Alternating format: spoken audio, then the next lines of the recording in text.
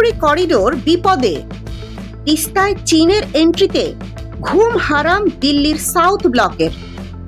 শেখ হাসিনার সেই ইউটার্ন আর বেইজিং এর ক্ষোভ।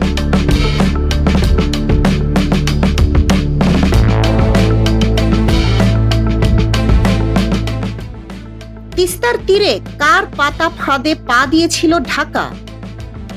আবেগ নয়, এবার হবে হিসাবের কূটনীতি। তিস্তা মহাপরিকল্পনায় ইউনূস সরকারের যে মাস্টার স্ট্রোকে কাঁপছে ভূ রাজনীতি।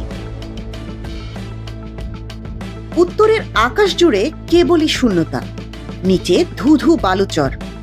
রংপুরের সেই বয়োজ্যেষ্ঠ কৃষক আজও আকাশের দিকে তাকিয়ে থাকেন, এক ফোঁটা বৃষ্টির জন্য নয়, বরং সেই মরীচিকার মতো প্রতিশ্রুতির জন্য যা তিনি তার যৌবন থেকে শুনে আসছেন।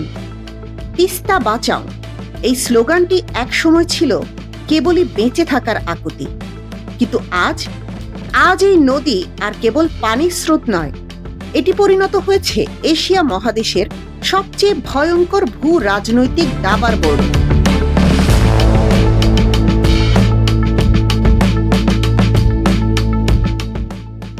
একটি মৃতপ্রায় নদী, আর তাকে ঘিরে একে অপরের দিকে বন্দুক তাক করে আছে তিনটি দেশ।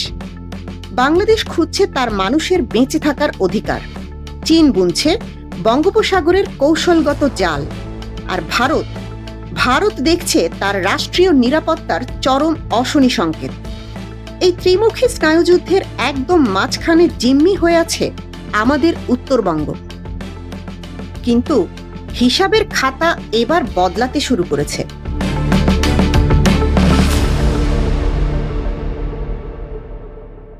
বাংলাদেশের বর্তমান সরকারের পররাষ্ট্রমন্ত্রী খলিলুর রহমান যখন বেইজিং এর মাটিতে পা রাখলেন, তখন কূটনীতির আড়ালে ঘটে গেল এক নীরব বিস্ফোরণ। বাংলাদেশ অত্যন্ত স্পষ্টভাবে জানিয়ে দিল, তিস্তা মহাপরিকল্পনায় আমাদের চীনের সাহায্য প্রয়োজন। এই একটি মাত্র বাক্য, আর তাতেই নয়াদিল্লির সাউথ ব্লকে বাঁচতে শুরু করলো বিপদ সংকেত। ঢাকা বুঝিয়ে দিল, দিন বদলেছে, এখন আর ফাঁকা আশ্বাসে নয়, বাংলাদেশ হাঁটবে ফলাফলের ভিত্তিতে। আসুন তিস্তাকে ঘিরে চীন, ভারত আর বাংলাদেশের এই মেগা জিওপলিটিক্যাল থ্রিলারের নেপথ্যের আসল সত্যটি উন্মোচন করি।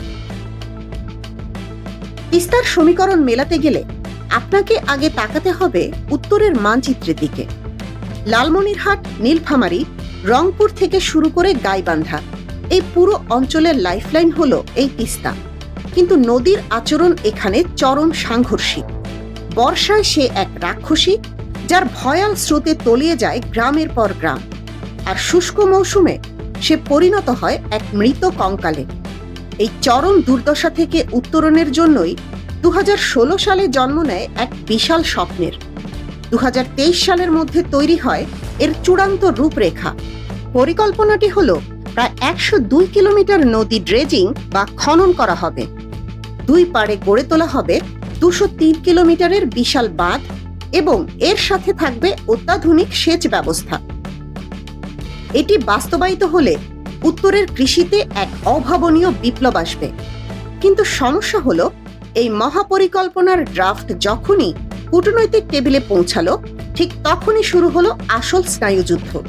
কারণ এই নদীর একটি বিশাল অংশ ছুঁয়ে আছে ভারতের সীমানাকে, আর ঠিক এই জায়গাতেই দিল্লির অ্যালার্জি, যার নাম বেইজিং। ভারত খুব ভালো করেই জানে, চীনের কোনো উন্নয়ন প্রকল্প কেবলই ইট পাথরের মধ্যে সীমাবদ্ধ থাকে না। শ্রীলঙ্কার হাম্বানটোটা বন্দরকে 99 বছরের লিজে নেওয়া, কিংবা পাকিস্তানের গাওয়াদর বন্দরে চীন পাকিস্তান ইকোনমিক করিডোরের বিস্তার, এগুলো দিল্লির চোখে চীনের দীর্ঘমেয়াদী কৌশলগত ফাঁদ। কিন্তু তিস্তা নিয়ে ভারতের ভয়টা অন্য জায়গায়, আর সেই ভয়টা রীতিমতো হাড় হিম করা। কারণ লালমনিরহাট বা নীলফামারীর এই অঞ্চলটি ভারতের অত্যন্ত স্পর্শকাতর চিকেন নেক বা শিলিগুড়ি করিডোরের একেবারে নাকের ডগায় অবস্থিত। কি এই চিকেন নেক? এটি মাত্র কয়েক কিলোমিটার চওড়া একটি সরু গলা, যা ভারতের মূল ভূখণ্ডকে তার উত্তর পূর্বাঞ্চলীয় 7 সিস্টার্স বা 7টি রাজ্যের সাথে যুক্ত করে রেখেছে। এই সরু পথটি যদি কোনোভাবে অবরুদ্ধ হয়, তবে ভারতের বিশাল একটি অংশ মূল দেশ থেকে পুরোপুরি বিচ্ছিন্ন হয়ে যাবে। দিল্লির নিরাপত্তা বিশ্লেষকদের শঙ্কা, তিস্তা প্রকল্পের নাম করে লালমনিরহাটের বিমান ঘাঁটির আশেপাশে যদি চীনের প্রযুক্তিবিদ এবং ইঞ্জিনিয়াররা দীর্ঘমেয়াদে ঘাঁটি গাড়ে, তবে তা ভারতের নিরাপত্তার জন্য এক চরম দুঃস্বপ্ন ডেকে আনবে। আর এই অস্তিত্বের সংকটের কারণেই দিল্লি যে কোনো মূল্যে তিস্তায় চীনের প্রবেশ ঠেকাতে চায়। এই কূটনৈতিক টানাপোড়েনের সবচেয়ে নাটকীয় দৃশ্যটি মঞ্চস্থ হয়েছিল ক্ষমতাচ্যুত শেখ হাসিনা সরকারের একেবারে শেষ বেলায়। আওয়ামী লীগ সরকার দীর্ঘদিন ধরে চীনকে এই প্রকল্প নিয়ে আশায় রেখেছিল। বেইজিংয়ের প্রতিনিধিরা এলাকা পরিদর্শন করেছিলেন, নকশা প্রায় চূড়ান্ত হয়েছিল। কিন্তু ঠিক শেষ মুহূর্তে দিল্লির চাপে পড়ে শেখ হাসিনা এক ইউটার্ন নিয়ে বসেন। তিনি ঘোষণা দেন তিস্তা প্রকল্প ভারতই করবে।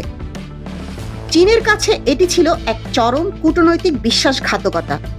বেইজিং এটিকে শুধু একটি আর্থিক প্রজেক্ট হারানো হিসেবে দেখেনি, তারা এটিকে নিয়েছিল তাদের প্রভাবের ওপর ভারতের সরাসরি আঘাত হিসেবে। যার ফলাফল আমরা দেখেছি শেখ হাসিনার সর্বশেষ চীন সফরে। বেইজিংয়ে তাকে যে নজিরবিহীন শীতল অভ্যর্থনা দেওয়া হয়েছিল, তাতেই স্পষ্ট হয়ে গিয়েছিল যে চীনের অসন্তোষ কত গভীরে পৌঁছেছিল। আর এর কিছুদিন পরই ঘটে যায় বাংলাদেশের রাজনৈতিক ইতিহাসের সবচেয়ে বড় পালাবদল। কিন্তু রাজনৈতিক পট পরিবর্তনের পর বর্তমান সরকার দাবার বোর্ডে যে চালটি চেলেছে তা আক্ষরিক অর্থেই এক মাস্টার স্ট্রোক। ঢাকার নীতি নির্ধারকরা এখন আবেগ নয়, চলছেন নিখাত হিসাবের ওপর ভিত্তি করে। তাদের লজিক খুব পরিষ্কার। যে ভারত 2011 সাল থেকে নিজেদের অভ্যন্তরীণ রাজনীতির কারণে, মমতা বন্দ্যোপাধ্যায়ের অমতের কারণে তিস্তার পানি বন্টন চুক্তি করতে পারল না, তারা কয়েক বিলিয়ন ডলারের মেগা প্রজেক্ট কিভাবে বাস্তবায়ন করবে? দিল্লির রাজনৈতিক সদিচ্ছা থাকলেও কাঠামোগত দুর্বলতার কারণে তারা তিস্তায় কোনো ম্যাজিক দেখাতে পারবে না। অন্যদিকে চীনের কাছে আছে কাঁচা টাকা, অত্যাধুনিক প্রযুক্তি এবং চোখের পলকে প্রকল্প শেষ করার রেকর্ড, যেমন পদ্মা সেতু।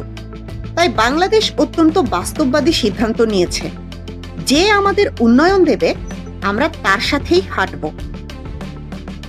এই নতুন বাস্তবতায় দিল্লিও এখন তাদের পুরনো কঠোর অবস্থান থেকে সরে আসতে বাধ্য হচ্ছে। তারা বুঝতে পারছে নতুন এই বাংলাদেশ আর কারো ফাঁকা বলিতে গলবে না। চীনের প্রবেশে জোর করে বাধা দিলে ঢাকার সাথে দিল্লির সম্পর্কের যে ফাটল ধরবে তা মেরামত করা অসম্ভব হয়ে দাঁড়াবে। আজকের এই তিস্তা ইস্যুটি আসলে তিনটি ভিন্ন দৃষ্টিভঙ্গির এক ভয়ঙ্কর সংঘাত। বাংলাদেশের দরকার দ্রুত উন্নয়ন, কারণ উত্তরের মানুষ আর অপেক্ষা করতে পারছে না। চীনের দরকার ভূ রাজনৈতিক কৌশলগত উপস্থিতি, আর ভারতের দরকার তাদের নিজেদের অস্তিত্ব বা চিকেন নেকের নিরাপত্তা। এই তিন পরাশক্তির দড়ি টানাটানির মাঝে পররাষ্ট্রমন্ত্রীর বেইজিং সফর এটাই প্রমাণ করে যে বাংলাদেশ এখন নিজের শর্তে খেলতে শিখেছে। কিন্তু শেষ পর্যন্ত কি হবে? বাংলাদেশ কি পারবে সব বাধা ডিঙিয়ে চীনের সাথে এই মেগা চুক্তি চূড়ান্ত করতে, নাকি দিল্লির নতুন কোনো কূটনৈতিক চালে আবারও আটকা পড়বে সবকিছু? ভূ রাজনীতির এই নির্মম খেলার মাঝখানে রংপুরের সেই বৃদ্ধ কৃষক আজও তিস্তার বালুচরে দাঁড়িয়ে আছেন। তার চোখে একটাই প্রশ্ন, দাবার ছক যাই হোক না কেন, আমার তিস্তায় কি এবার পানি আসবে? তিস্তার অজানা ভূ রাজনীতি, ভারতের চিকেন নেক করিডোরের ভয় এবং খবরের পেছনের বস্তুনিষ্ঠ বিশ্লেষণ সবার আগে পেতে চোখ রাখুন আমাদের চ্যানেলে। এতক্ষণ দেখছিলেন ইকো অফ বাংলাদেশ। প্রতিদিনের এমন নিউজ আপডেট পেতে সাবস্ক্রাইব করুন আমাদের চ্যানেল, সেই সাথে অন করে রাখুন বেল আইকন।